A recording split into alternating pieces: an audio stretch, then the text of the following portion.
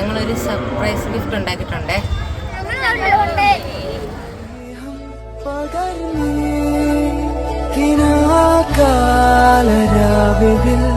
പ്രകാശം നിറഞ്ഞേ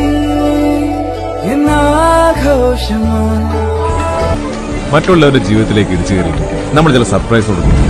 അവരുടെ കണ്ണിലുണ്ടാകുന്ന പ്രകാശം, അതിന്റെ ഒരു രസത്തിലും ത്രില്ലൊക്കെ നമ്മളിങ്ങനെ തിരിച്ചു പോകും. നാളെ കരങ്ങളിൽ ചേർന്നിടും മുന്നേ കൂട്ടായി വേഗം പോകാം.